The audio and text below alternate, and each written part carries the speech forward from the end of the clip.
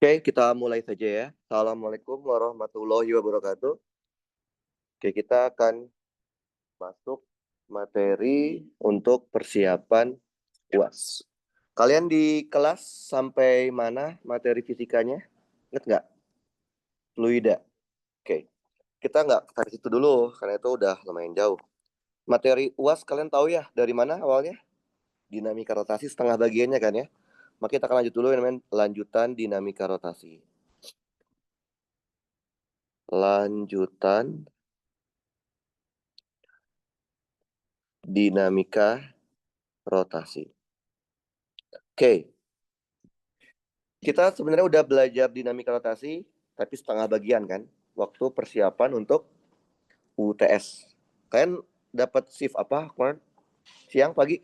Pagi ya? Oh, soalnya yang siang rada susah dikit.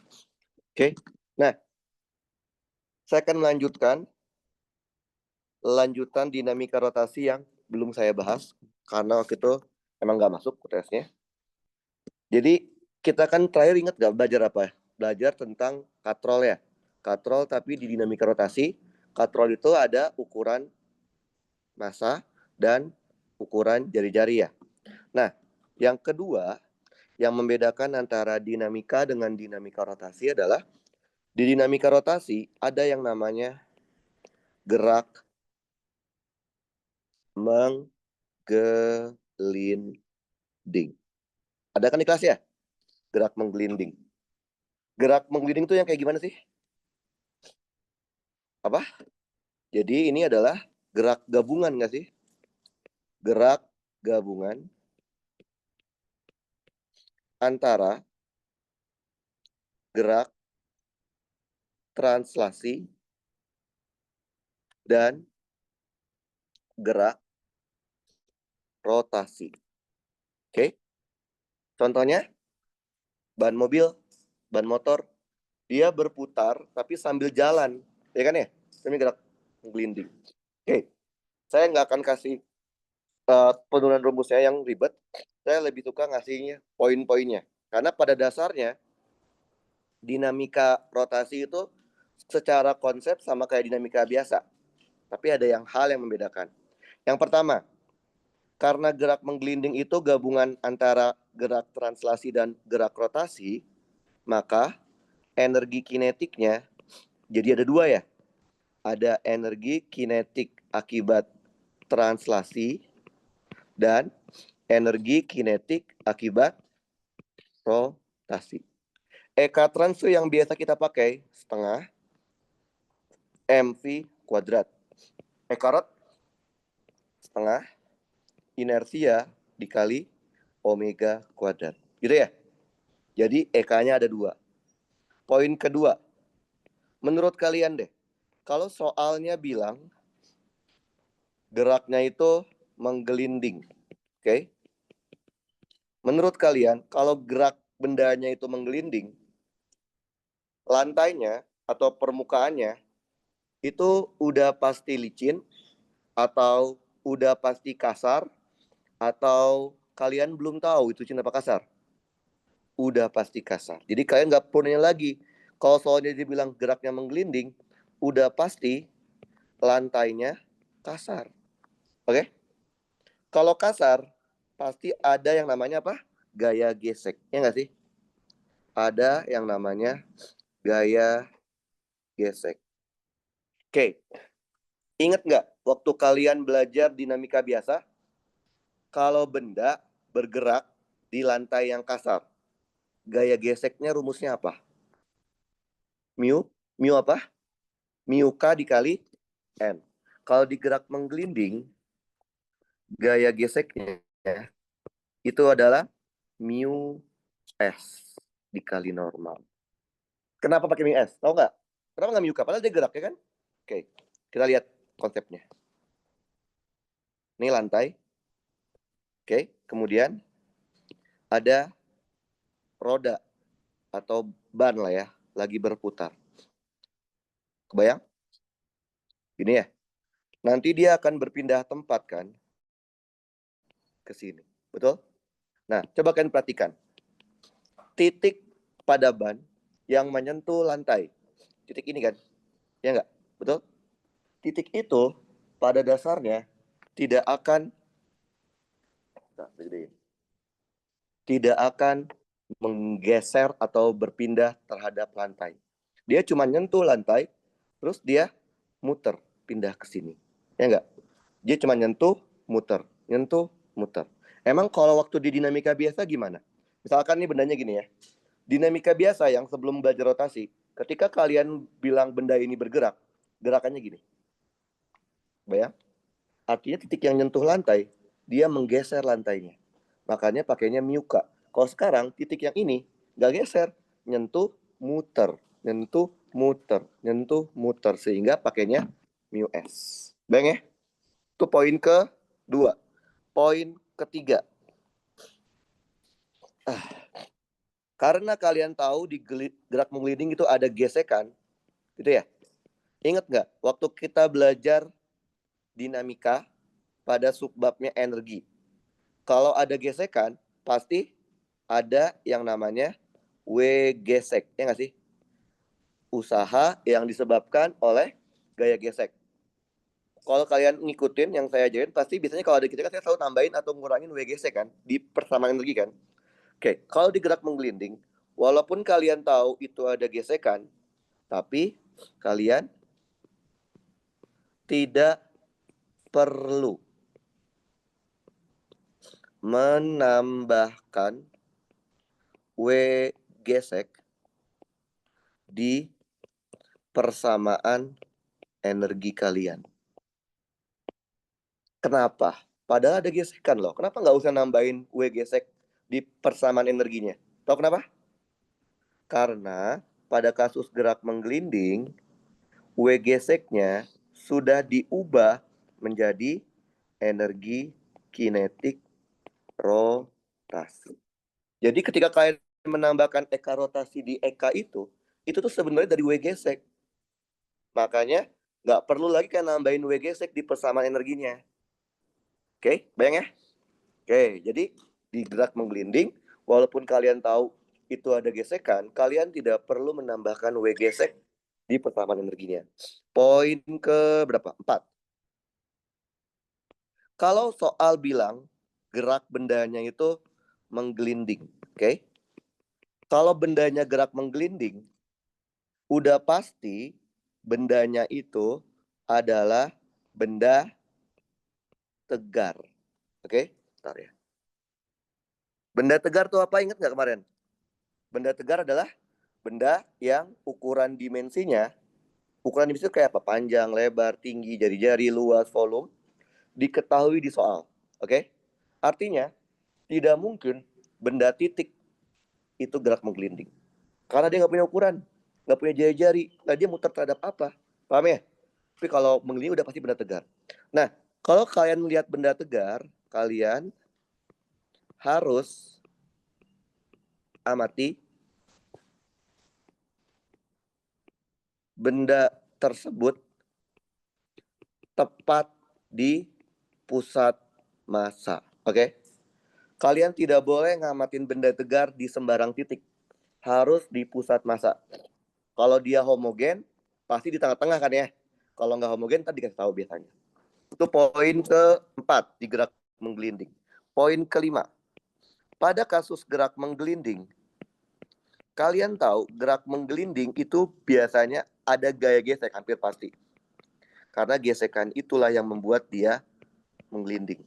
Oke, ingat nggak? Waktu kalian belajar dinamika biasa, ketika belajar subbab energi, hukum kekekalan energi mekanik, EM, hanya berlaku kalau gaya penyebabnya bersifat konservatif kan? Pada kasus ini, gaya gesekan gaya non-konservatif.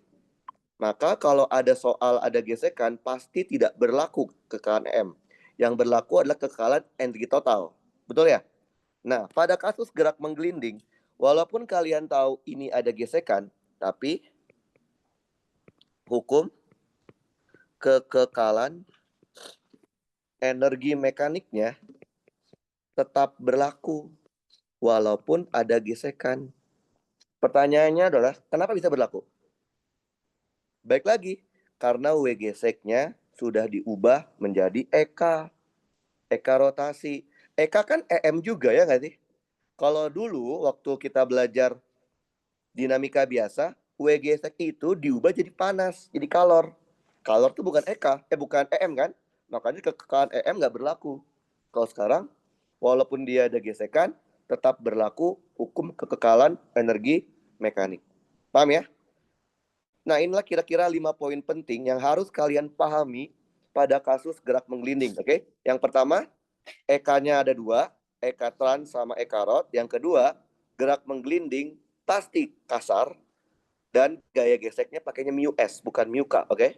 Yang ketiga, walaupun kita tahu ada gesekan, pasti ada W ges. Tapi kalian tidak perlu menambahkan W ges di persamaan energinya karena W gesek udah diubah menjadi EK rotasi.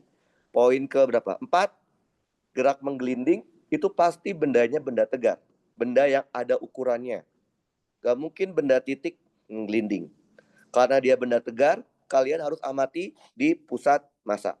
Poin kelima, gerak menggelinding pasti ada gesekan. Tapi walaupun ada gesekan, hukum kekekalan energi mekanik tetap berlaku. Karena W geseknya sudah diubah jadi EK. Paham? Kita coba soal yang gampang aja deh. Kalian udah dapat LTM 5 kan?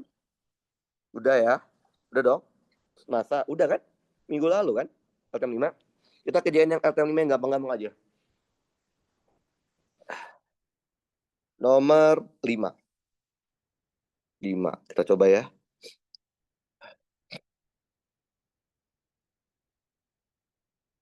Oke, coba kalian baca dulu deh. Dari awal sampai akhir. 1 menit. Ini maksudnya nggak mungkin gesekan diabaikan ya kalau di gerak menggelinding ya. Jadi nggak mungkin gesekannya diabaikan.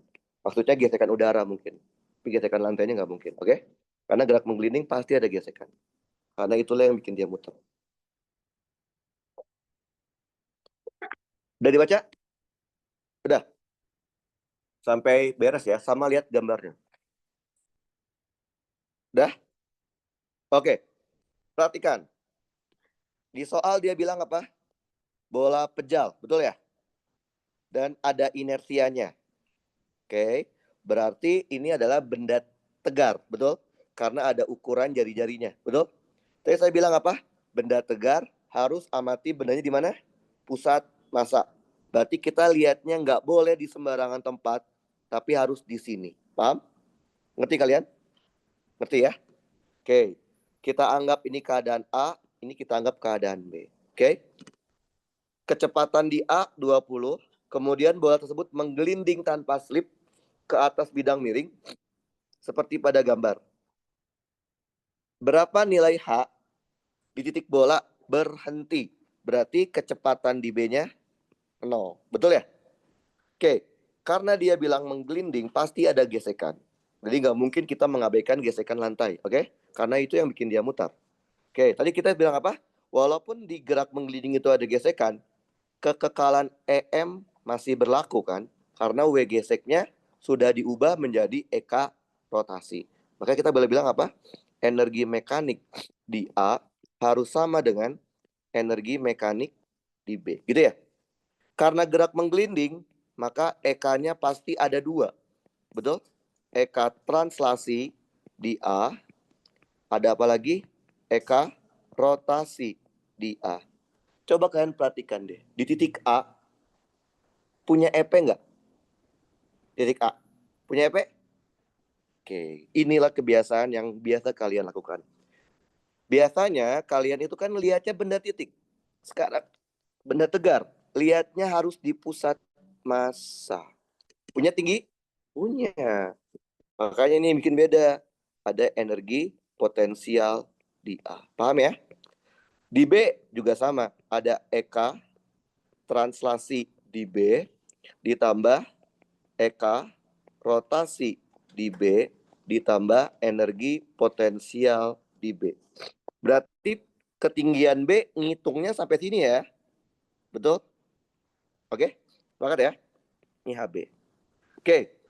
Karena di soal dia bilang di keadaan B itu udah berhenti kan?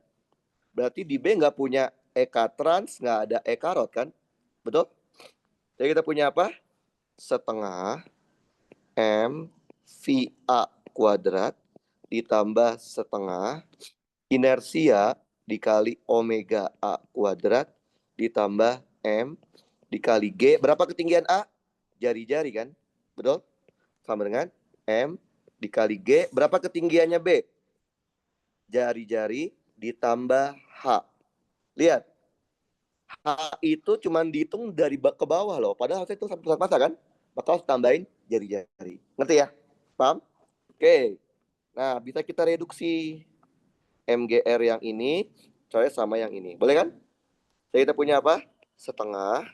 M-nya tadi berapa? Nggak ada ya? Ya udah dalam bentuk M aja. VA-nya tadi ada 20 kuadrat ditambah setengah. Tadi ini saya 2/5 ya. 2/5 M VR kuadrat ya. Biar aja R kuadrat. Omeganya saya ganti boleh kan? Omega tuh V per R kan? Berarti sama aja ini VA dibagi dengan R. Betul ya? Dikuadratin. Sama dengan M dikali G-nya 10, H yang dicari. Lihat, kita bisa reduksi R-nya. Boleh kan? Biar mudah, kita hilangin M-nya boleh? M. Jadi kita punya apa? Setengah dikali 20 kuadrat, dicoret, ditambah 1/5 dikali 20 kuadrat sama dengan 10H. Betul? Cari hanya pakai kalkulator. Coba keluarin kalkulator semuanya. Cari hanya.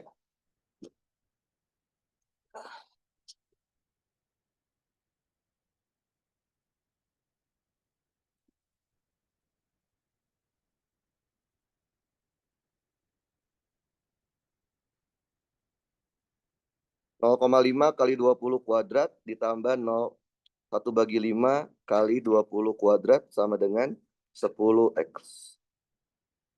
Berapa dapatnya? Kalkulator? Berapa? 28. Udah, gampang ya? Gampang ya? Gampang. Oke, jadi itu ya kalau gerak menggelinding, poin pentingnya ada 5. Oke? EK-nya ada 2, kemudian gesekannya pakainya itu gaya gesek statik. Yang ketiga tadi apa? Lupa saya juga poinnya. Ada W gesek, tapi nggak perlu kalian tambahkan W gesek ya. Di dalam persamaan energi, karena W geseknya itu sebenarnya ekarot. Yang keempat, gerak menggelinding pasti benda tegar. Benda tegar nggak boleh lihat di titik manapun, kecuali di pusat massa. Oke? Yang kelima, walaupun ada gesekan, hukum kekekalan energi masih tetap berlaku. Kenapa? Karena W geseknya diubah jadi EK. Oke? Sampai sini ada pertanyaan? Nggak ada ya?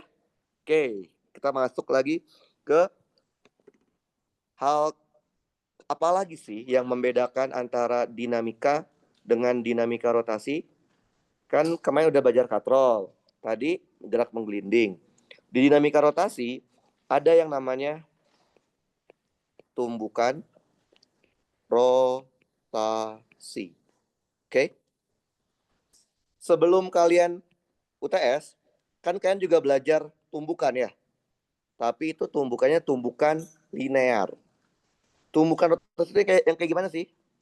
Ini adalah proses tumbukan di mana benda yang terlibat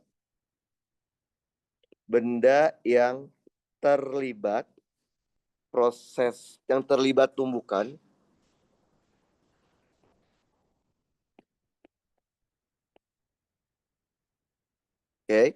mengalami gerak rotasi. Pada saat sesaat sebelum atau pada saat sesaat setelah tumbukan terjadi. Kalau yang kemarin tumbukannya namanya tumbukan linear karena gerakannya gerak linear kan ya, baik itu sebelum ataupun setelah. Kalau ini si benda yang terlibat itu akan mengalami gerak rotasi. Bisa sebelum tumbukan, Atau bisa juga sesaat setelah tumbukan. Paham? Pada dasarnya konsepnya sama dengan konsep tumbukan linear pada dasarnya. Saya akan kasih poin-poinnya aja ya yang penting. Poin penting pertama. Pada kasus tumbukan rotasi, dia harus berlaku yang namanya hukum kekekalan momentum sudut. Bukan momentum linear, bukan P, tapi momentum sudut. Simbolnya apa momentum sudut? Ingat nggak? Simbolnya apa? Momentum sudut? Simbol itu adalah L. Momentum sudut itu simbolnya L. Sesaat sebelum tumbukan harus sama persis dengan momentum sudut sesaat setelah tumbukan. Oke? Itu poin pertama yang membedakan. Kalau ditumbukan linear, maka momentum linear kan, pakainya P. Oke? Poin kedua. Pada kasus tumbukan rotasi, kalian harus tahu jenis benda yang terlibatnya. Harus tahu jenisnya apa. Oke? A. Kalau benda yang terlibat itu jenisnya adalah benda titik. Apa itu benda titik? Benda yang ukuran dimensinya, panjang, lebar, tinggi, jari-jari, diameter, tidak ada di soal. Artinya diabaikan kan ya? Kalau benda titik, kalian cukup ingat, benda titik, bentuk apapun itu, inersianya pasti M, R kuadrat. Ya, R-nya bukan jari-jari kan? Tapi apa? Jarak benda tersebut ke titik putar, ke poros. Nah, kalau benda titik, kalian boleh amati benda tersebut di mana saja. Di mana saja, asalkan di bendanya. Oke? Contoh gini. Dia bilang, sebuah kotak. Kotak kan kayak gini ya. Pasti kan kotak tuh punya panjang, lebar, tinggi kan. Tapi kalau dia nggak ngasih tahu kotak ini panjangnya berapa atau lebar atau tingginya, berarti kotak disebut benda titik.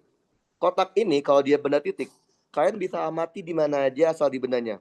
Boleh nggak di bawah? Boleh. Boleh nggak di tengah? Boleh. Boleh di atas? Boleh. Boleh di kiri? Boleh. Kan boleh. Paham? Kenapa? Karena pada dasarnya benda titik itu nggak punya ukuran. Jadinya tuh kecil banget. Kemudian kecil. Paham ya? Jadi kita lihat di mana aja boleh.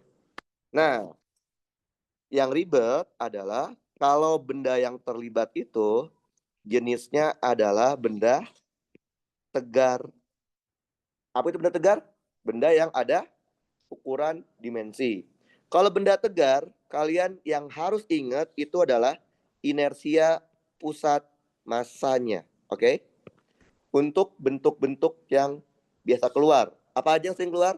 Batang, cincin, cakram. Kalian cakram kan ya? Oke, di shift yang kalian, itu enak dikasih tahu kan? Shift siang yang nggak dikasih tahu, masalahnya itu. Jadi kalau kalian dapat yang shift siang, nggak dikasih tahu inersia cakramnya berapa. Kalau kalian nggak hafal, susah. Oke? Tabung, silinder. Silinder juga ada dua ya. Silinder pejal sama silinder rongga kan. Terus sama bola. Bola juga ada dua. Bola pejal sama bola rongga. Itu harus dihafal tuh. Jaga-jaga siapa tahu nggak dikasih tahu kayak soal di shift 2. Oke? Nah, kalau kalian udah tahu IPM-nya, ingat benda tegar itu kalian nggak boleh asal amati. Harus amati benda tersebut tepat di pusat massa. Oke? Nggak boleh lihat benda tegar di titik ngarang, tapi harus di pusat massa. Kalau benda titik, boleh di mana aja. Oke? Asal di bendanya. Poin ketiga. Kalian ingat nggak? Waktu kita belajar tumbukan di dinamika biasa, saya ngajarin yang namanya konsep frame. Ya, membagi soal menjadi frame-frame gitu kan ya. Nah, konsep frame yang pernah saya ajarkan ke kalian, di kasus tumbukan rotasi, konsep frame itu masih berlaku. Masih bisa kalian pakai. Artinya, kalau ketemu soal tumbukan rotasi, langkah pertama adalah membagi soal tersebut menjadi beberapa frame. berdasarkan dua hal. Satu, ada nggak tumbukannya? Kalau ada tumbukan, harus jadiin dua frame kan? Sesaat sebelum dan sesaat setelah. Yang kedua, ada nggak perubahan energi yang terjadi? Bisa berubah angka energinya, atau bisa berubah jenis energinya. Kalau ada energi yang berubah, jadiin dua frame. Gitu ya. Setelah bisa membagi frame apa? Kalian bandingkan. Bandingkannya harus frame by frame. Jadi nggak bisa kita loncat frame. Misalkan frame 1 dibandingkan dengan frame 4. Nggak bisa. Oke, harus 1 dengan 2, 2, 3, 3, 4. Harus ngurut. Paham? Udah, 3 ini aja poin pentingnya. Kita coba lihat soalnya. Soalnya dari LTM lagi aja. LTM 4. LTM 5, Sadeng. LTM 5 ya. Harusnya udah dibagiin minggu lalu sih. Harusnya, tapi mungkin dosennya lupa. Nomor 4. Ada yang udah dibagiin kan LTM 5? Udah ya? Belum? Belum? Udah kan? LTM 5 udah bagiin kan? Oke. Harusnya udah.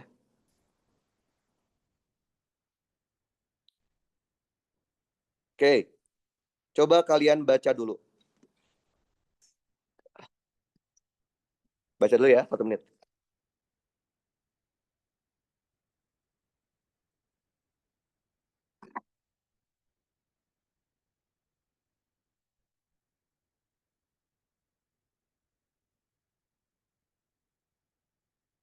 Udah dibaca?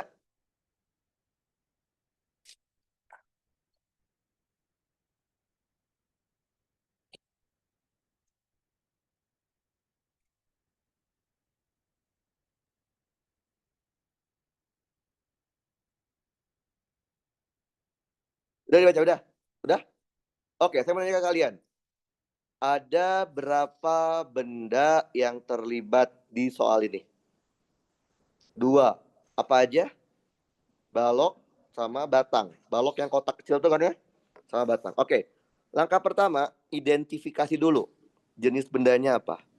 Menurut kalian, berdasarkan informasi yang ada di soal, balok yang bentuknya kotak itu tadi ya, digambar. Jenis bendanya apa? Benda titik atau benda tegar? Benda? Kenapa? Ukurannya apa? Massa bukan dimensi yang saya maksud. Massa itu justru indikator kalau dia benda.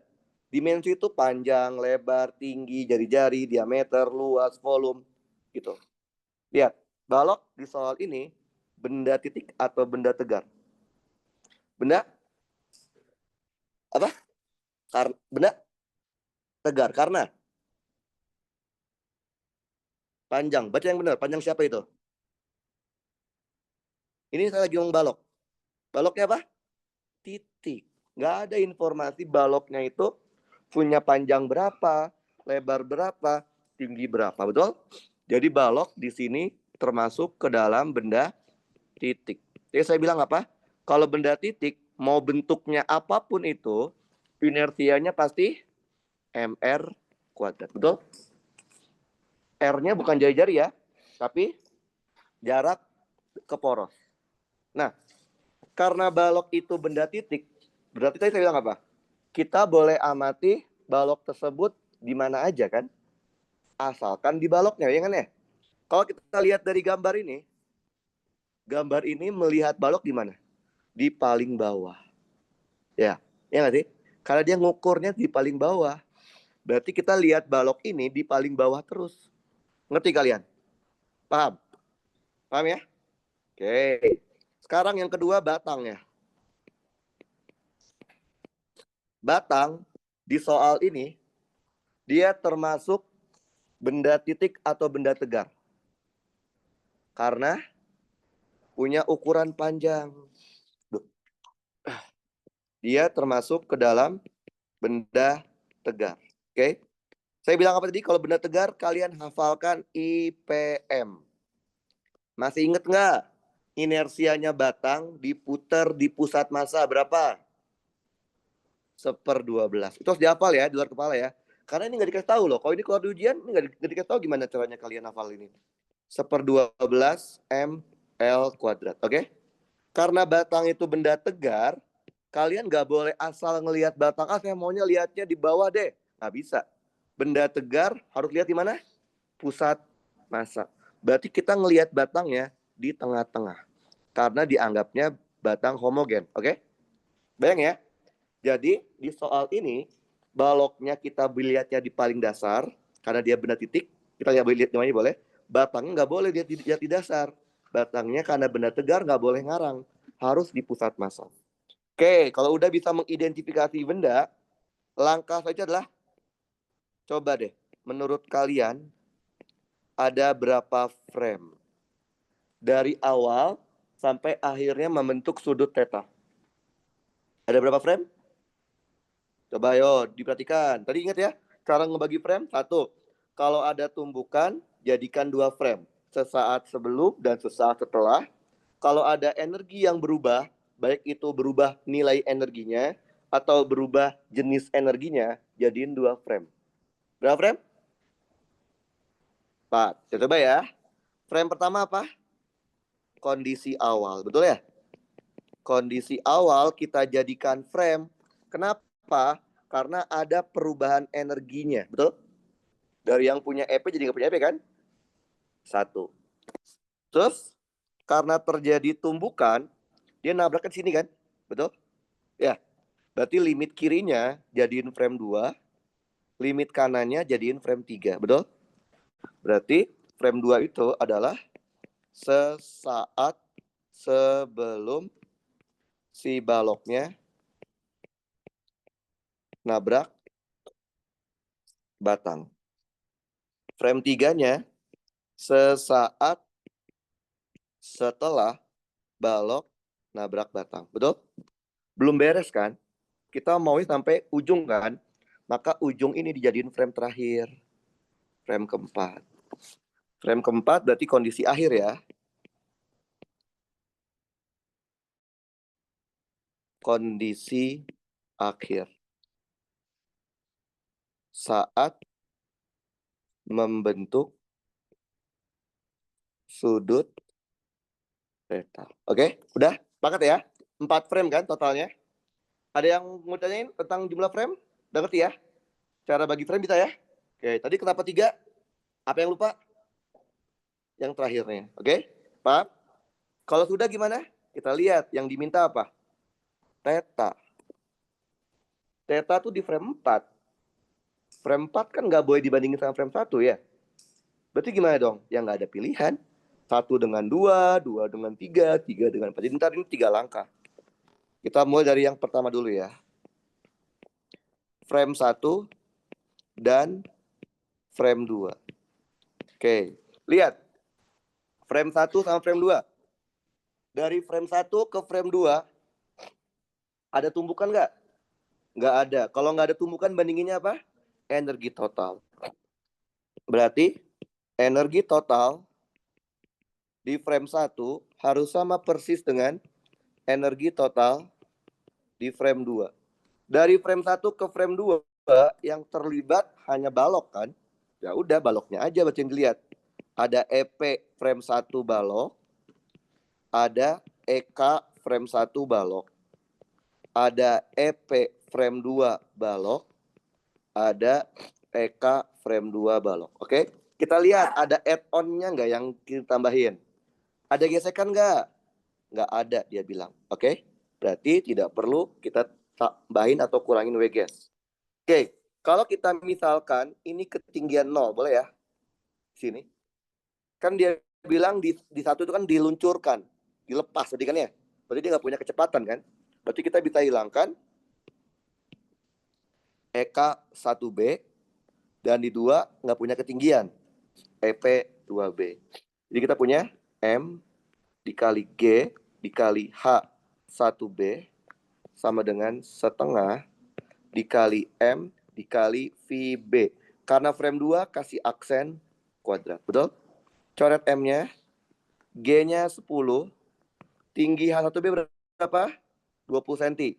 Ubah ke meter. Berapa ubah ke meter?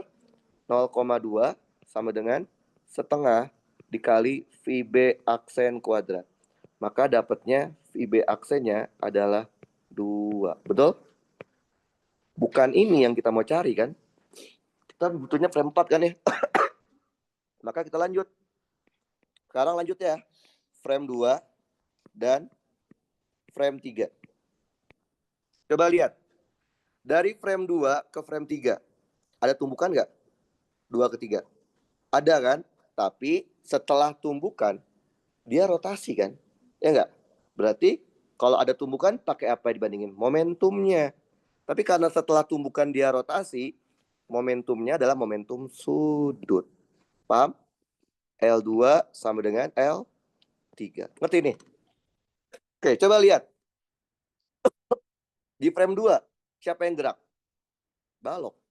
Kita lihat ya, kita zoom. Frame 2 itu yang geraknya balok doang, ya nggak sih?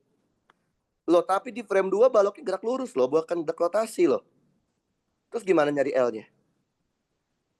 Ingat nggak waktu kita belajar materi di note yang awal-awal? Rumus L itu ada 2. Ada yang I kali omega, ada yang R cross P kan? Nah, karena di frame 2 itu masih gerak lurus, pakainya yang R cross P. Paham? Di frame 3, dia udah rotasi kan? Pakainya yang I kali omega. Tapi dia rotasinya gabung ya.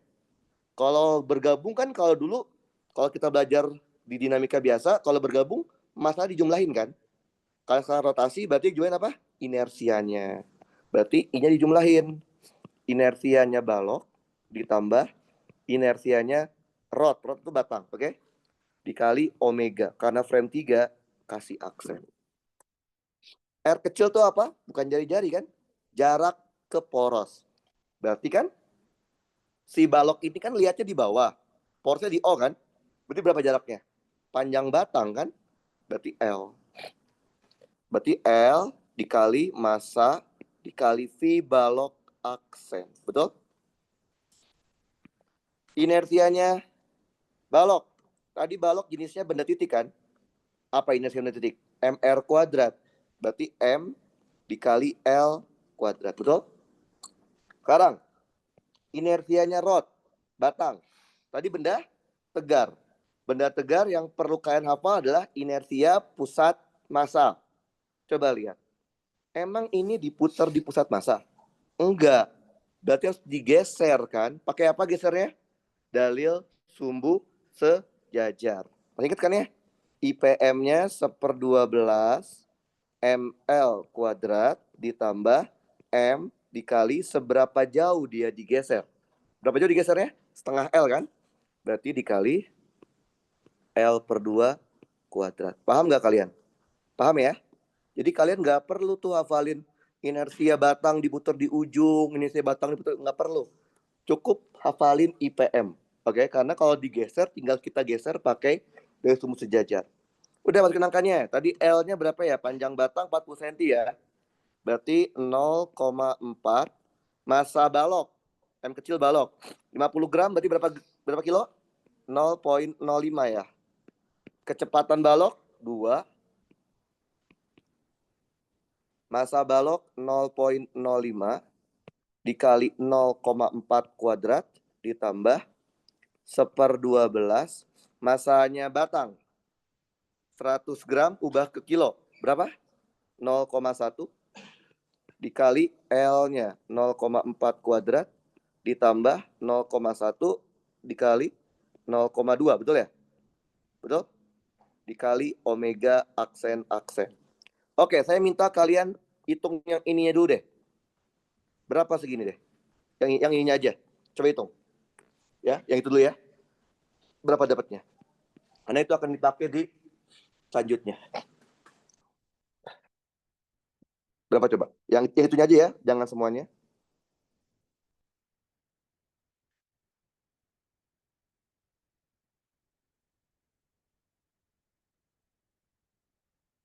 Berapa? Berapa? Berapa? Berapa? Yang itu? Coba hitung. Yang ini aja ya, jangan di solve dulu. Ini yang ini aja. Berapa? Udah ada yang udah dapat?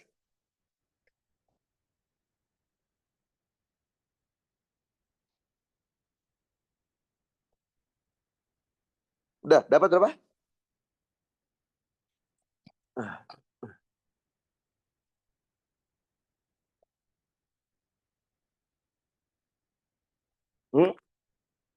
Berapa? Dijadiin pecahan SD. Nah, itu. 1/75. Ini berarti I totalnya ya. Omega aksen. Sekarang cari omeganya. Bisa? Pakai solver aja.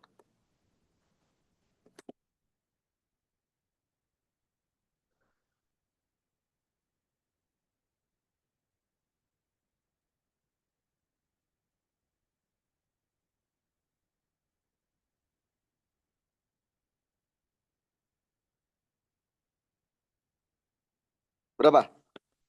3. Satuannya omega apa? Radian per sekon. Dapat omega. Tapi bukan ini yang dicari. Yang cari kan di frame 4 kan? Lanjut lagi berarti sekarang. Frame 3 dan frame 4. Coba lihat. Dari frame 3 ke frame 4. Ada tumbukan? Nggak ada. Kalau nggak ada berarti yang dibandingin energi total. Energi total di frame 3 harus sama persis dengan energi total di frame 4. Dari frame 3 ke frame 4 yang terlibat bendanya dua-duanya kan? Baloknya terlibat, batangnya terlibat. Jadi kan kalian tahu ya, balok itu lihatnya di dasar. Tapi batang nggak boleh. Berarti kita ngelihatnya tetap 2 titik kan? Berarti tingginya ada 2 dong. Oke, maka kita pecah jadi ini. EP 3 balok ditambah EP 3 batang. Betul? Karena di frame 3 berotasi, maka tambahnya EK rotasi 3. Kenapa dijumlahin? Karena dia berputarnya bareng-bareng. Paham ya? Di 4 juga sama. Ada EP 4 balok ditambah EP 4 batang ditambah EK rotasi 4. Oke? Di soal tadi dia bilang kan, kalau dia itu berhenti sesaat, betul? Berarti di 4 dia udah diem kan? Berarti kan nggak berputar ya? Nggak punya EK dong. Coret EK-nya. Betul? EP 3 balok. Berarti EP-nya balok di frame 3. Lihat frame 3. Frame 3 kan? Gitu ya? Tingginya balok berapa? 0. Berarti kita bisa coret juga EP 3 balok. Paham? Ya tinggal M dikali G. EP3R artinya ketinggian batang di frame 3. Batang karena benda tegar nggak boleh lihatnya di sembarangan. Oh, sekitar massa kan? Berapa tingginya? Setengah L kan? Betul? Berarti tingginya batang adalah L/2. Ditambah E karotnya setengah. Karena muternya bareng-bareng, ada I balok tambah I rod. Betul? Omeganya, omega aksen tadi dikuadratin. Paham? Sekarang si EP4 balok. M dikali G. Lihat. EP4 balok berarti lihatnya tingginya balok di frame 4 kan? Kita zoom. Berarti yang dimaksud itu adalah tinggi ini. Ya nggak sih? Betul. Berapa tingginya? Kita gunakan geometri. Batangnya, panjangnya berubah nggak sih? Enggak kan? Berarti panjang batang dari sini sampai ujung batang itu tetap L kan?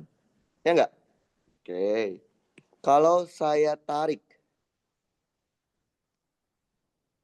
ke sini, maka panjang batangnya dari sini sampai sini berapa ayo? Pitagoras? L cos theta. Bener nggak?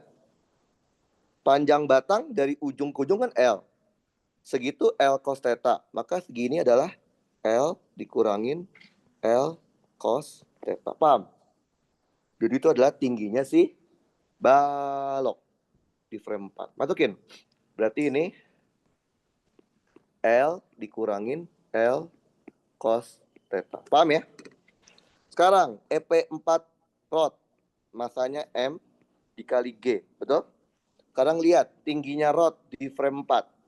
Karena rod itu adalah batang itu benda tegar, kita nggak boleh asal milih titik kan ya.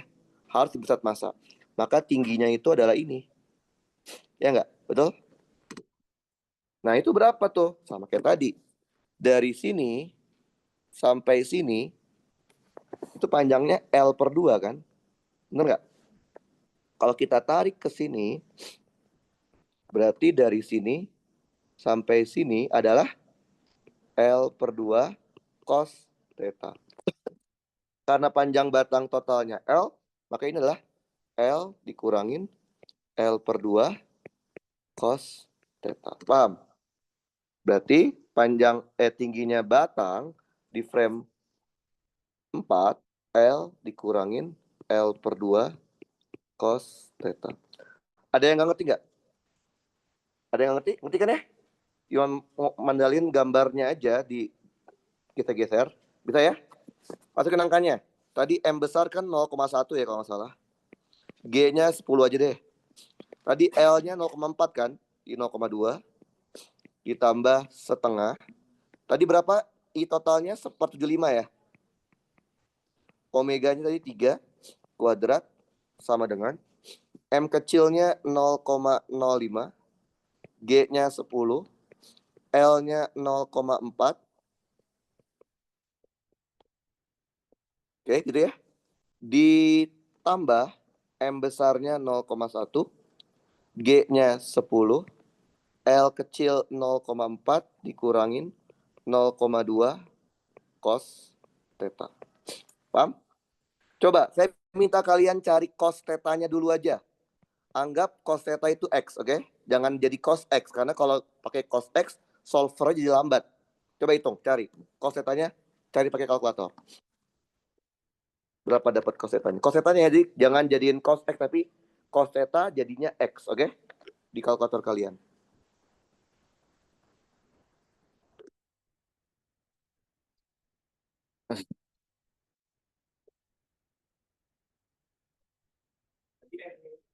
R,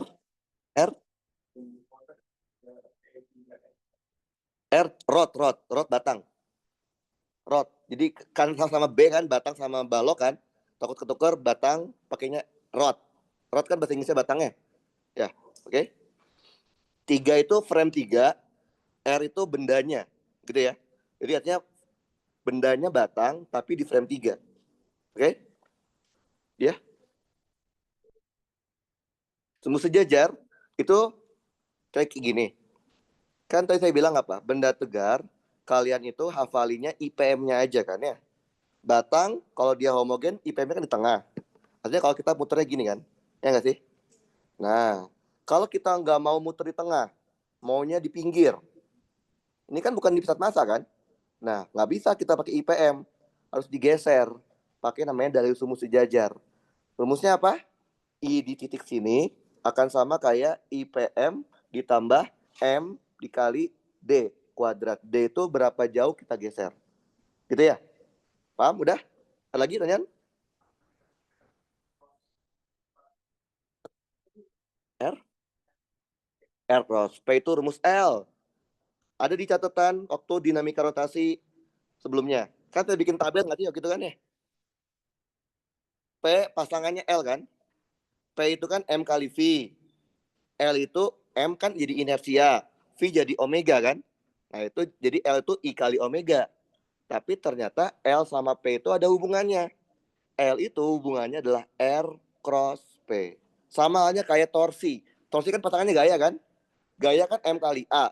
Torsi kan I kali alfa. Betul? Hubungan antara torsi sama gaya apa? Torsi adalah R cross F. Ngerti? Oke. Berapa kosetannya? 0,85. Oke. Cari tetanya pakai pakai hitung biasa aja.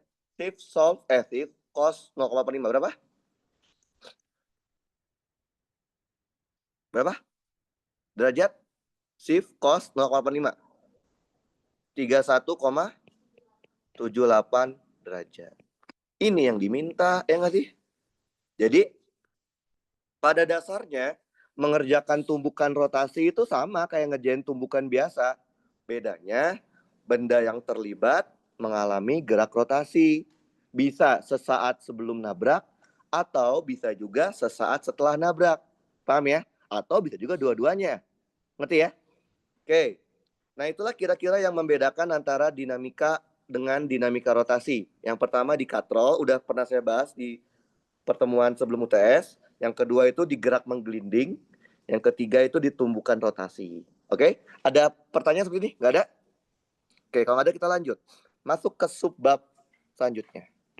Kalau tadi kita kan mau belajar bendanya itu bergerak ya. Sekarang kita mau belajar kebalikannya. Gimana kalau saya maunya bendanya nggak gerak?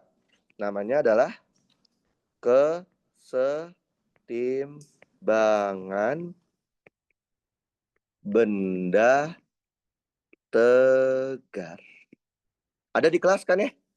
Ada kan? Kesetimbangan benda tegar. Ini justru kita maunya bendanya nggak boleh gerak sedikit pun. Paham? Berarti kesetimbangan benda tegar syaratnya apa sih? Syarat benda dalam keadaan setimbang. Syaratnya yang pertama, sigma F-nya harus sama dengan 0. Sigma Fx, sigma Fy, sigma Fz. Oke? Kenapa harus 0? Supaya memastikan bendanya nggak gerak ke sumbu X, Y, ataupun Z. Paham ya? Syarat yang kedua, sigma torsi harus sama dengan 0. Kenapa? Memastikan kalau bendanya tidak berputar. Tapi kan kalian tahu ya, torsi rumusnya R cross F kan. R itu apa? Bukan jari-jari ya. Jarak benda gayanya ke porosnya kan. Artinya, kalau kalian mau cari torsi, kalian harus tahu di mana letak porosnya. Ya nggak sih? Biar kalian tahu jaraknya berapa gayanya ke poros. Nah, gimana caranya kalian bisa tahu porosnya tuh di mana? Gampang aja. Jadi gini, setimbang itu secara umum dapat dibedakan menjadi dua jenis. Setimbang itu ada dua jenis sebenarnya. Oke, yang pertama itu setimbang biasa atau saya sebutnya setimbang stabil. Oke? Setimbang biasa, setimbang stabil. Kalau kasusnya setimbang biasa atau setimbang stabil, pada dasarnya kalian boleh pilih poros dimanapun kalian mau. Pilih poros di mana aja pasti benar. Oke? Kalau kasusnya setimbang aja, setimbang stabil. Oke, saya mau tanya ke kalian deh. Menurut kalian, poros yang paling mudah tuh di mana sih? Di mana yo? Kan ini boleh milih nih porosnya nih.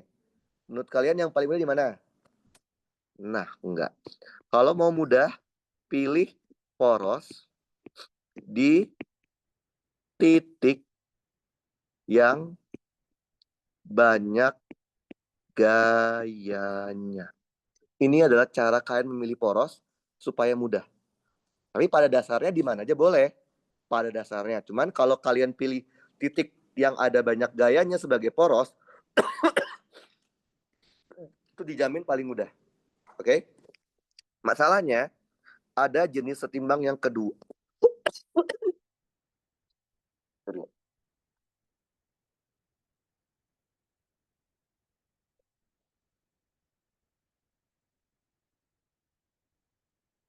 Setimbang yang kedua, itu namanya adalah setimbang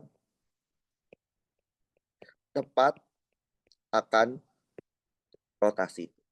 Masih setimbang, tapi bentar lagi muter. Kebayang?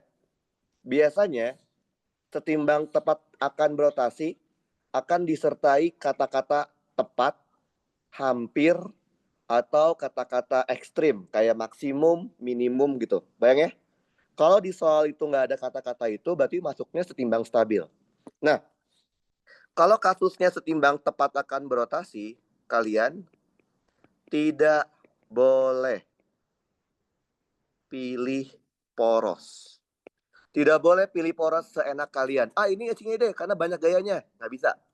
Oke? Kalau setimbang tepat akan berotasi, porosnya itu harus tepat di titik putarnya. Paham? Oke, jadi kalau kalian ketemu soal kesetimbangan, kalian baca dulu itu setimbang apa sih sebenarnya? Setimbang biasa atau setimbang ada kata-kata tepat hampir setimbang tepat rotasi. Kalau setimbang biasa, kalian bebas pilih poros di mana aja pasti benar. Tapi kalau setimbang tepat akan berotasi, nggak bisa. Kalian harus mikir dulu nih. Ini kira-kira kalau dia berotasi, titik putarnya di mana nih? Nah, itu adalah poros yang harus dipilih. Nggak boleh ngarang. Oke, kita coba soal yang gampang dulu deh.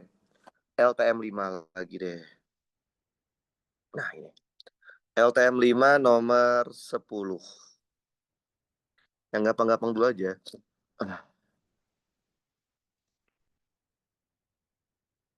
Oke, coba dibaca dulu 1 menit.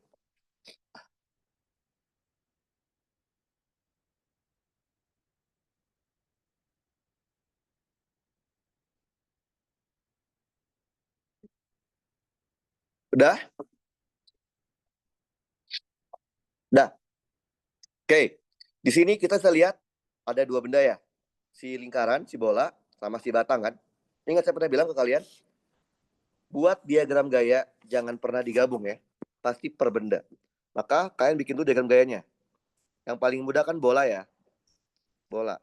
Bolanya dia bilang punya berat kan ya. Berarti ada beratnya. Tapi sini dikasih tahu kalau beratnya itu adalah 80 Newton.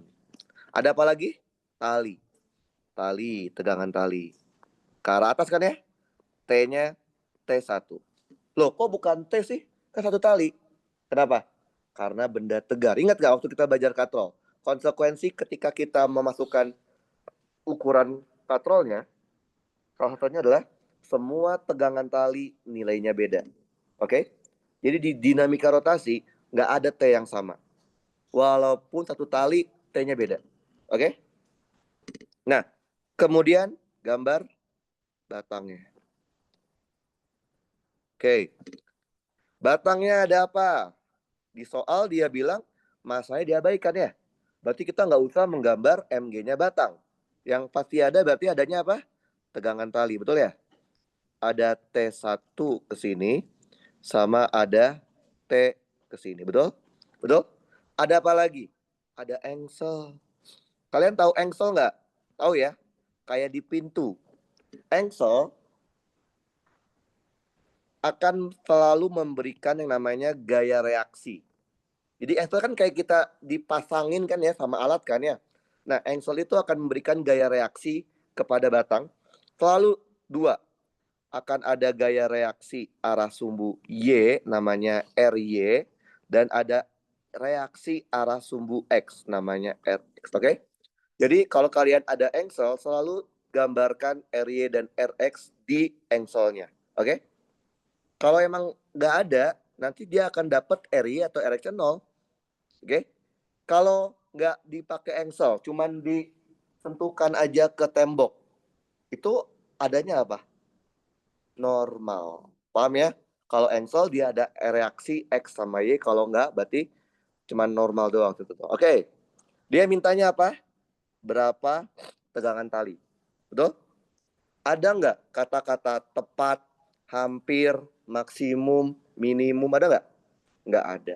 Berarti kasus ini adalah kasus setimbang dalam keadaan stabil. Oke? Artinya kalian boleh bebas pilih poros di mana aja. Pasti benar. Oke? Lihatnya selalu per benda ya. Kita mulai dari yang gampang dulu. Bola. Bola kan tidak mau bergerak kan? Maka sigma FY-nya 0, betul? Ada apa aja bola? Cuman ada T1 sama W ya. Sama dengan 80 Newton. Paham ya? Oke. Sekarang batang. Batang juga maunya nggak gerak kan? Berarti sigma FY-nya juga harus 0. Ada apa aja di batang? Sumbu Y-nya. Ada RY sama T1, betul? maka RY-nya harus sama dengan 80 Newton. Terus sigma Fx-nya juga harus 0. Ada apa di sumbu X? Ada Rx sama ada T. Karena kita nggak tahu T-nya, kita simpen dulu. Paham? Nah, karena batang itu ditempel pakai engsel, berarti kan ada kemungkinan dia berotasi kan? Tapi kan kita maunya nggak mau rotasi ya. Maka kita harus bikin sigma torsinya harus 0, betul? Karena ini kasusnya setimbang biasa, setimbang stabil, kalian bebas pilih poros kan? Mau di mana porosnya? Terserah kalian. Mau di mana? Bebas. Tadi kan saya bilang apa? Kalau setimbang stabil, kalian pilih poros di mana aja pasti benar. Tapi kalau mau gampang apa? Pilihlah poros di titik yang banyak gayanya. Mau di mana? Ujung atas atau ujung bawah? Boleh. Oke? Karena dua-duanya sama-sama dua gaya kan? Bebas berarti. Oke, sini ya kita pilih ya. Poros. Tahu nggak? Konsekuensi kalian memilih poros di ujung atas. Konsekuensinya adalah T1 dan T tidak punya torsi. Kenapa? Karena dia berasal dari poros kan. Kan torsi rumusnya R cross F. R-nya adalah jarak gaya tersebut ke poros. Lah kalau gayanya pas di poros, nggak ada R kan? Berarti yang punya siapa? RY sama RX. Tapi yang ada torsi itu syaratnya harus tegak lurus. Apakah RY dan RX itu tegak lurus dengan poros yang kalian bikin? Enggak kan ya? Kalau enggak gimana? Kita harus urai. Contoh, RX enggak tegak lurus kan? Kita urai. Ada yang ke kok ini. Ada yang ke sini sama ada yang ke sini. Betul ya? Betul? Oke. Di soal di sini theta ya? Betul? Ya. Betul? Kalau di situ theta, tetanya di mana yo? Di RX-nya. Di mana tetanya yo? Di bawah. Ya nggak sih? Betul? Berarti yang ini adalah RX cos theta. Yang ini RX sin theta. Ngerti? Sekarang RY juga nggak tegak lurus kan? Maka RY juga kita urai. Berarti ada yang ke arah sini. Sama ada yang ke sini. Betul? Berarti yang ini apa? RY cos theta. Yang ini RY sin theta. Paham? Paham ya? Coba kalian perhatikan. RY cos theta dan RX sin theta dua-duanya mengarah ke poros kan? Kalau gayanya juga arahnya ke poros, itu juga nggak punya torsi. Berarti yang punya siapa? RY cos, RY sin sama RX cos kan? Akibat RY sin muternya ke sini, ya nggak sih? Muter selalu ke arah poros. Akibat RX cos muternya ke sini, betul? Lihat, arah putarnya berbeda. Maka kalian harus tentuin mana yang mau positif, mana yang mau negatif. Karena ini sigma torsi 0, kan bebas pilih. Mau yang positif, yang counter clockwise apa clockwise, terserah kalian. Maunya apa? Berlawanan positif, boleh. Oke? Jadi kalau sigma torsinya 0, kalian bebas pilih torsi mana yang positif. Oke? Berarti Rx-nya positif ya. Masukin ke sini. Rx cos theta dikali lengannya kan. Lengan tuh apa? Jarak gaya ke poros. Berapa jaraknya? Panjang batang kan? Ya nggak sih? Itu dikali L. Dikurangin RY sin theta. Dikali lengannya juga L kan ya? Sama dengan 0 kan? Kita bisa reduksi, kita hilangkan si L-nya. Boleh? Tadi Rx-nya berapa? T kan? Ya. Tetanya berapa tadi tetanya? 53. Berapa cos 53? Hafalan nih. 0,6. RY-nya berapa? 80. Berapa sin 53? 0,8. Hitung T-nya. Bisa? Kalkulator.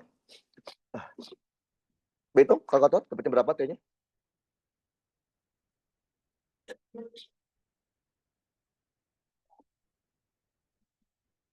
Koma 106,667. Paham? Kalau kalian nggak percaya ya, kalian coba kerjain soal ini, tapi ganti porosnya deh. Di tengah boleh nggak? Boleh-boleh aja. Tapi nggak ada kegunaannya. Nggak ada keuntungan buat kalian. Coba kalian ganti di ujung bawah ya. Hasilnya pasti sama aja. Karena ini setimbang stabil. Nah, kita lihat. Apakah pernah keluar yang setimbang tepat akan berotasi? Pernah. Nah, kaca dulu.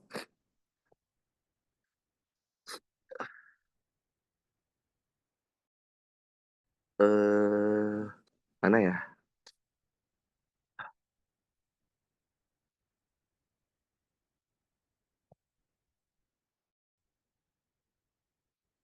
Hmm,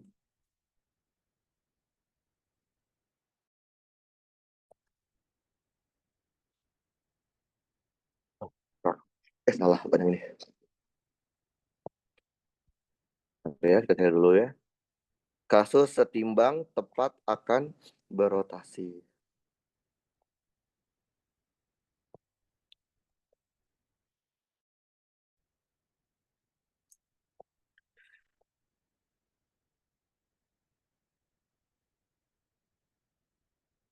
Mana ya? Bentar ya, tadi saya temu.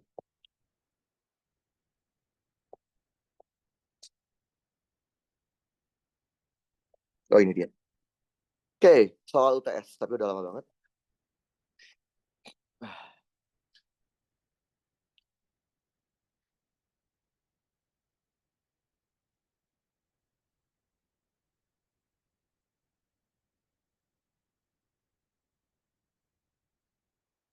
Oke, coba dibaca dulu ya. Sampai beres, sampai B ya bacanya.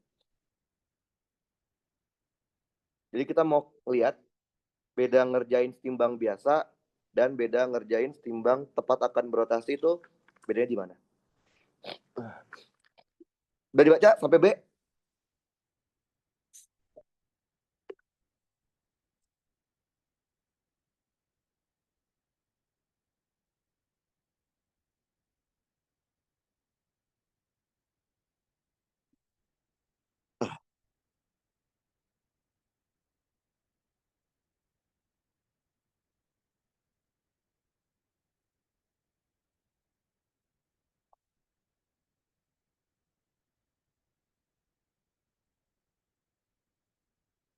Udah dibaca?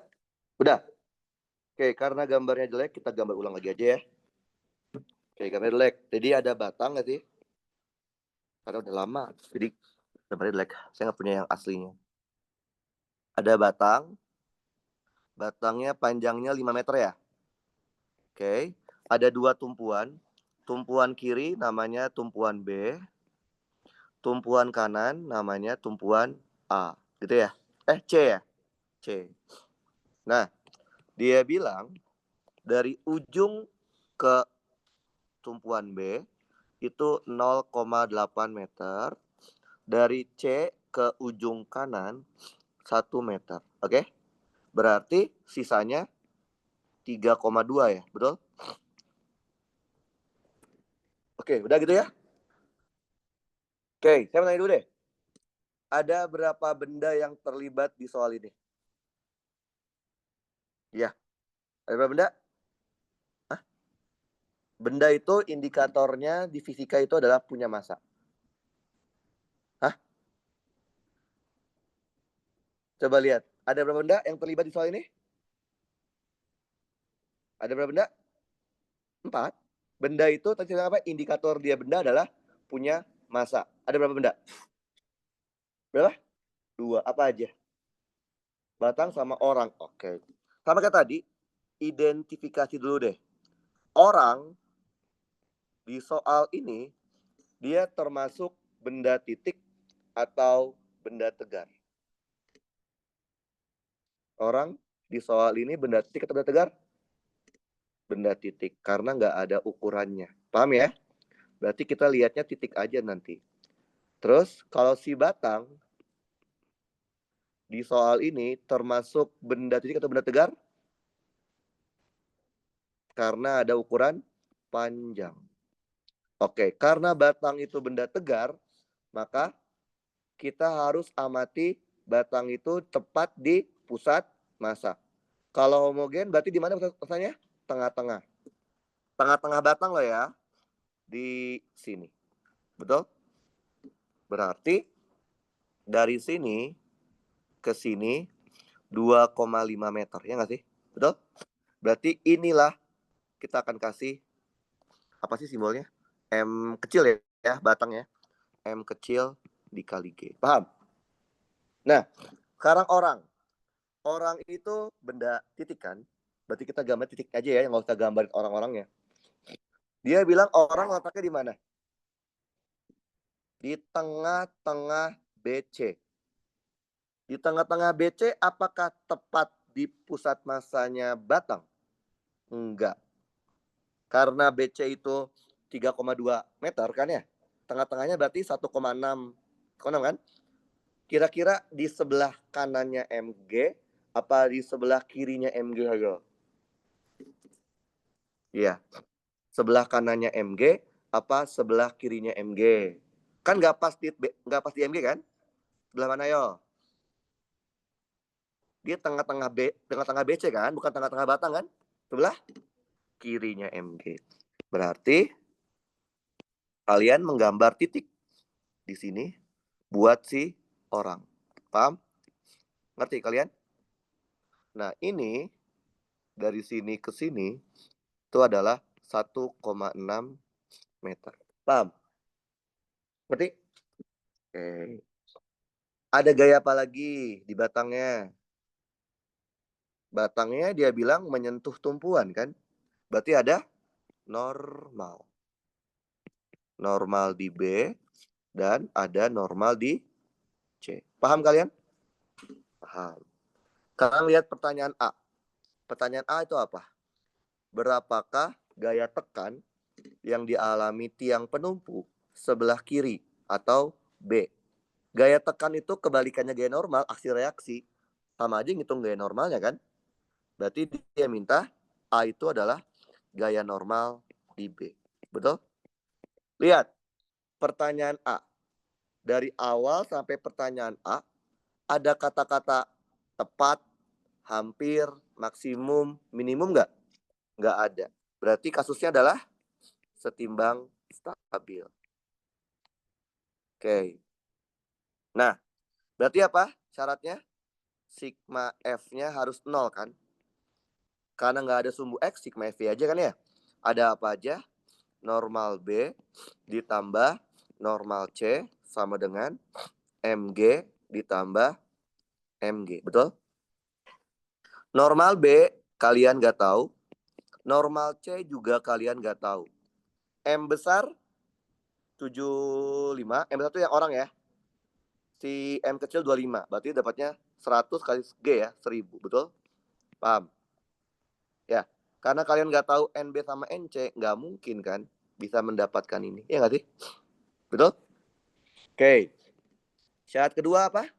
Sigma torsi harus sama dengan 0.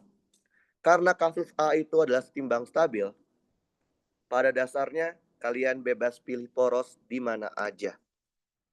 Pasti benar. Mau di mana porosnya? Di tengah tuh berarti di M kecil G. Boleh. Karena ini masing-masing titik cuma ada satu gaya kan ya? Di NB bisa, di M besar G bisa, di M kecil G bisa, di C bisa. Bahkan di ujung kanan pun yang nggak ada gayanya bisa, tapi nggak ada keuntungan buat kalian. Paham? Oke, kita pilih poros di M kecil G ya. Poros di M kecil G. Oke? Konsekuensinya apa? Berarti M kecil G tidak punya torsi. Yang punya adalah M besar G muternya ke sini, betul? Normal B muternya ke sini, betul? Dan normal C muternya ke sini. Paham? Oke. Karena arah putarnya ada yang counter, ada yang clockwise, saya tentuin yang positif mau yang mana? Mau yang mana? Yang apa? Berlawanan, berarti yang ini. Ini. Gitu. Boleh. Berarti adanya apa? M besar G, betul? Dikali lengannya. Berapa jarak antara M besar G ke poros yang kalian pilih? Berapa jaraknya, yo? Berapa? 0,1, betul. Kita kalian lihat diri ya. 0,1. Terus ditambah si NC ya. NC. Berapa jarak NC ke titik poros yang kalian pilih? Berapa? 1,5. Betul kan? Oke. Sama dengan yang negatifnya NB ya. NB dikali lengannya. Berapa jarak NB ke titik poros yang kalian pilih? Berapa? Berapa?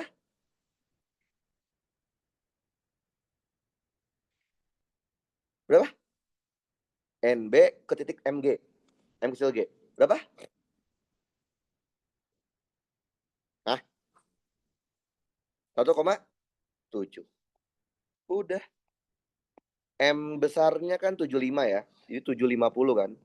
750 dikali 0,1 ditambah 1,5 NC sama dengan 1,7 NB. Betul?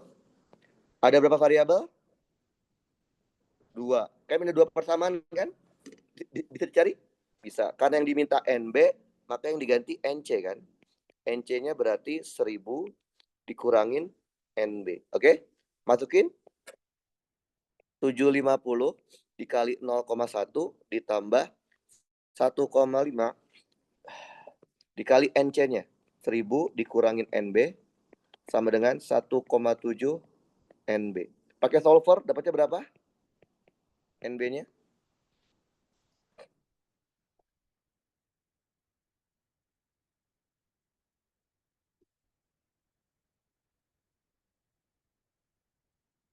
Berapa dapatnya?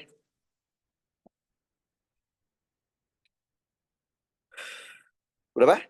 Belum?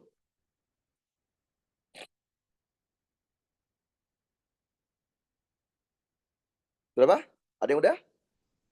Lah, tinggal ketik. Berapa? Coba. Kalau udah ada 2 yang sama berarti benar. Berapa? Berapa? Berapa? 1875. 1875. Sama. Oke, udah itu benar. 492,1875 Newton. Nggak percaya, cobain aja. Kalian pilih poros, diganti porosnya deh. Jawabnya sama persis. Oke? Bayang? Sekarang pertanyaan B apa? Si Budi kemudian berjalan ke sebelah kanan. Seberapa jauh ia bisa berjalan diukur dari C sebelum papanya akhirnya terjungkit. Jadi tepat akan terjungkit kan? Oke, berarti soalnya soal baru ya. Karena Budinya udah pindah kan? Kalau soal baru, maka gambarin lagi dong kasusnya ya nggak sih? Kalau soalnya baru kita harus gambarin ulang kasusnya. Oke.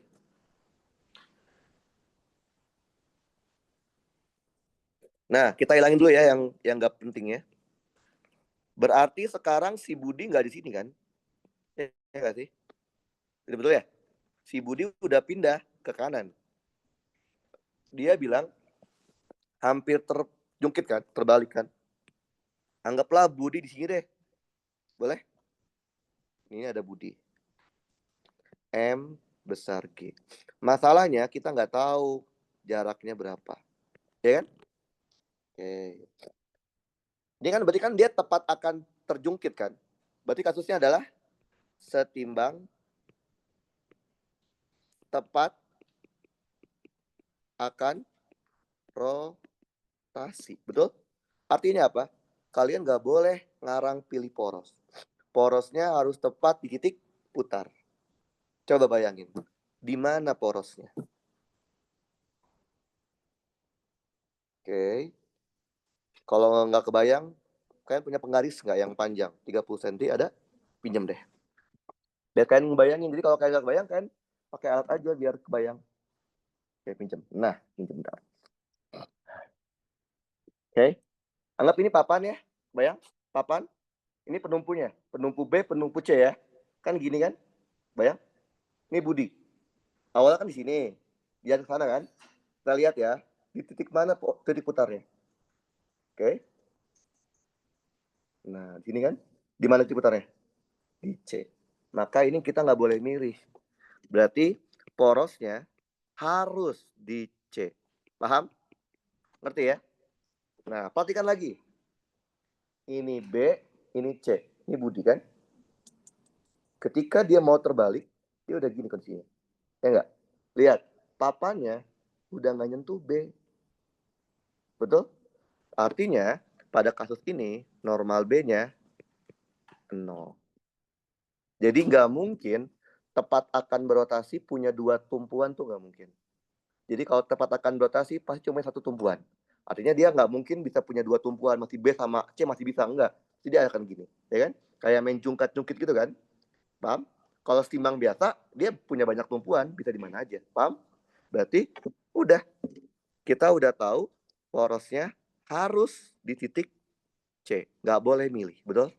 Konsekuensinya, normal C nggak punya torsi. NB-nya juga dibikin 0 kan? Berarti yang punya torsi siapa? Si M besar G muternya ke sini, betul? Dan si M kecil G muternya ke sini, betul? Karena arah putarnya beda, yang satu clockwise, satu counter, kalian tentuin. Mau mana yang positif? Mau yang mana? Berlawanan lagi berarti si ini. Boleh. Ya udah, berarti M kecil G dikali lengannya. Seberapa jauh M kecil G dengan poros C? Berapa jauh? Berapa? 1,5. Dikurang M besar G dikali seberapa jauh dia dengan porosnya. X kan? Itu yang dicari kan?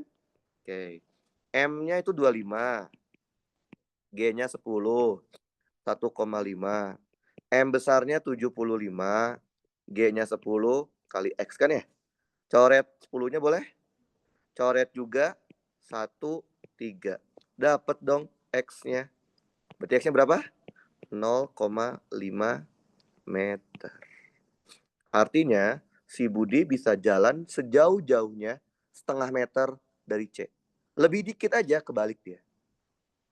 Kalau kurang, masih stabil justru. Kalau dia masih kurang dari itu, stabil. Bukan setimbang tepat akan berotasi, tapi kalau pas baru setimbang tepat akan berotasi. Lebih dikit aja muter kebalik. Kalau kurang, aman. Paham ya? Jadi, kebayang ya, bedanya ngerjain setimbang biasa sama setimbang tepat akan berotasi. Setimbang biasa, kalian nggak usah mikir porosnya di mana. Tinggal lihat aja titik mana yang banyak gayanya, itu poros yang kalian pilih. Tapi kalau setimbang tepat akan berotasi, harus bayangin. Kalau dia berputar, di mana sih titik putarnya? Bayang ya? Oke. Oke. Oke, kalau udah kita masuk ke latihannya. Latihannya kita kasih soal UTS. Tapi UAS maksudnya ya, yang udah lama. Oke. Ini latihan buat kalian. Ya. Oke, silakan dibaca, coba dikerjakan. Hausnya sih gampang. Gampang ini. Tapi ini UTS, jadi ini tetap konsepnya yang tadi ya. Ini saya kasih yang gerak menggelinding aja deh, yang lebih umum. Biasanya sih gerak menggelinding, tapi bisa juga dia kesetimbangan benda tegar. Oke? Yang kurang di sini adalah nggak ada gambar. Nggak sih? Mekanika tuh susah kalau nggak ada gambarnya. Maka saran saya bikin gambar. Oke? Paham ya? Bikin gambarnya. Saya bantu gambarnya deh. Saya bantu gambarnya. Kalau kalian tadi baca di soal ini kan gambarnya kayak gini ya. Ada jalanan lurus. Terus ada jalanan yang naik ya, gitu ya. Ini sudutnya 15 derajat. Gitu kan ya? Si bola dia jalan di sini awalnya nih. Jalan di sini nih awalnya. Oke. Menggelinding ya. Oke. Dia akan berjalan, dia bilang sampai sejauh 2 meter. Nah, di soal ini dia bilang apa? Di situ dia berhenti kan? Berarti kecepatannya 0. Berarti ini kan bendanya benda tegar ya. Benda tegar dia bilang apa? Harus selalu amati di pusat massa. Oke? Nggak boleh lihat benda tegar di titik lain selain pusat massa. Berarti yang namanya 2 meter itu artinya dari pusat massa ke pusat massa. Nah, ini 2 meter. Oke? Anggap saja ini keadaan A, ini keadaan B. Oke? Udah saya bantu tuh gambarnya tuh. Udah gampang kan? Oke, silakan dikerjakan. Jadi kalau dinamika mekanika itu nggak bisa kalian ngerjain cuman mengandalkan bacaan, nggak bisa. Harus digambar ilustrasinya kayak gimana, karena kadang ada sesuatu yang detail yang kalian lupa kalau cuman dari bacaan doang. Oke? Makanya kalau ntar soal dinamika rotasi nggak ada gambarnya, gambarin. Oke? Karena biar kita tahu maksud soal itu apa. Nah, kalau kalian kemarin dapat shift 2 itu ada yang nggak ada gambarnya, yang bikin rancu, yang gayanya cuma ngasih tahu gayanya bentuk sudut, tapi nggak dikasih tahu gambarnya, makanya itu bikin rancu. Jadi makanya kalau nggak ada gambar tuh susah mekanika itu. Jadi harus digambar. Oke, silakan dikerjain ya. Yang A cuma minta apa? Energi mekanik. Yang B minta kecepatan di A. Yang C minta eka rotasi dan eka translasi di A. Gampang ya? Kayak tadi yang menggelinding tadi, cuman versi lengkapnya aja ini. Tadi kan kita contoh ada ya gerak menggelinding, dia dari bawah ke atas, ini dari sama ya, sama ding.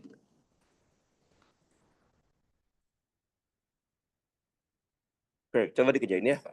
Harusnya gampang, karena ini saya kasih yang gampang, karena saya nggak ketemu soal yang UTS yang susahnya lupa belum dapat.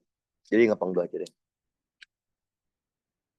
Oke, jadi untuk dinamika rotasi, pertanyaannya ya antara, tadi saya bilang, kalau nggak katrol, gerak menggelinding, tumbukan rotasi, atau kesetimbangan benda tegar.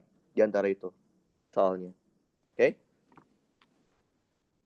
Yang susah sih menurut saya yang tumbukan rotasi sih. Karena banyak frame-nya. Harus bandingin frame by frame susah.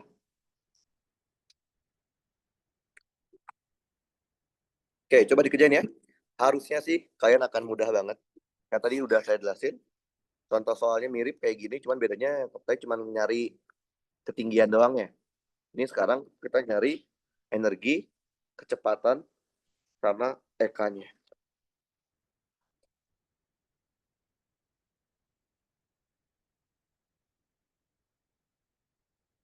Oke, coba dikerjain ya. Kalau bingung, tanya. Jangan lupa, nggak usah malu-malu.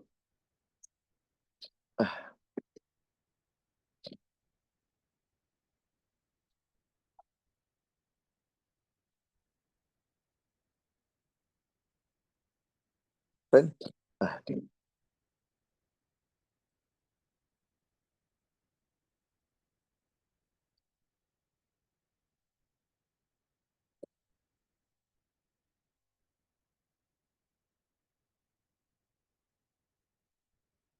di kelas sudah sampai fluida ya. Oke, fluida mungkin kita akan bahas next time. Karena itu sebelum fluida ada elastisitas soalnya. Dan menurut saya sih fluida salah satu map yang susah di UAS nanti. Karena dia sama kayak ini dinamika, tapi dinamikanya fluida. Kan kalau benda tegar kan kayak gini ya. Nggak punya, kayaknya tadi punya.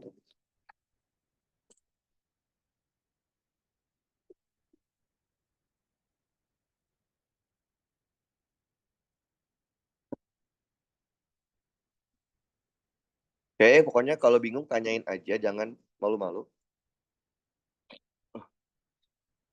Jadi kalau menurut saya pribadi yang susah itu di UAS nanti ada dua, dinamika rotasi sama fluida. Itu yang dua materi susah. Yang lainnya nggak terlalu susah. Karena yang dinamika rotasi sama fluida itu harus analisa. Itu yang susahnya. Jadi kalian tahu rumus tapi nggak bisa analisa sama aja, nggak akan bisa ngerjain. Tapi kalau yang elastisitas, osilasi, sama gelombang, itu pada dasarnya tinggal masukin rumus seringnya.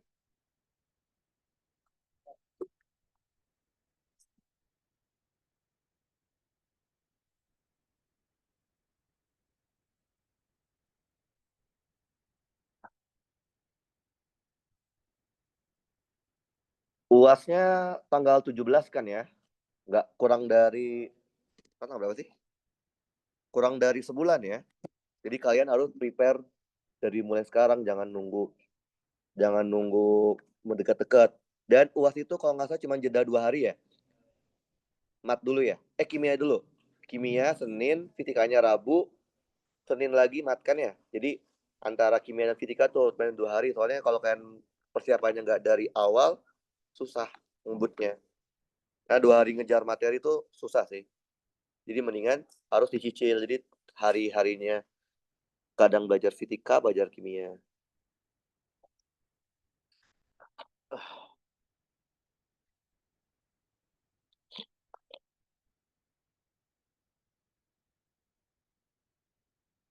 Berarti kalau kalian dapat shiftnya shift 1 kemarin, harusnya optimis ya, nilainya bagus ya.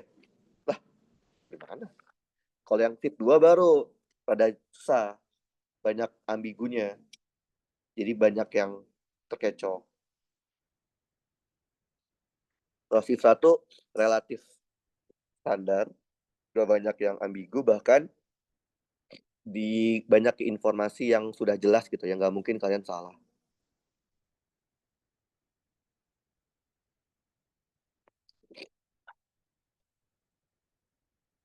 Oke, jadi ini menggelinding, pasti ada gesekan.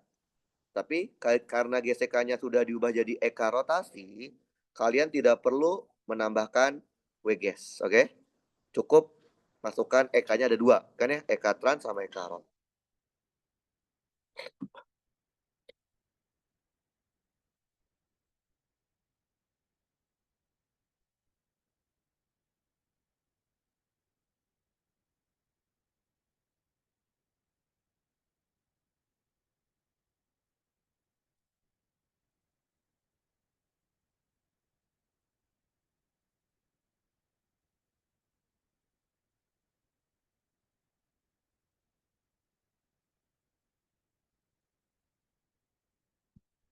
Oke, coba ya dikerjain ya.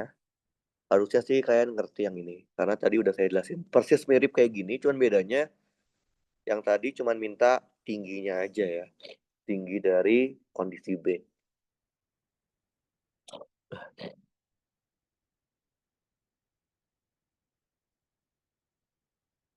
Oke, kalau bingung tanyain aja, jangan malu-malu. Pokoknya harus pasti kalian ngerti.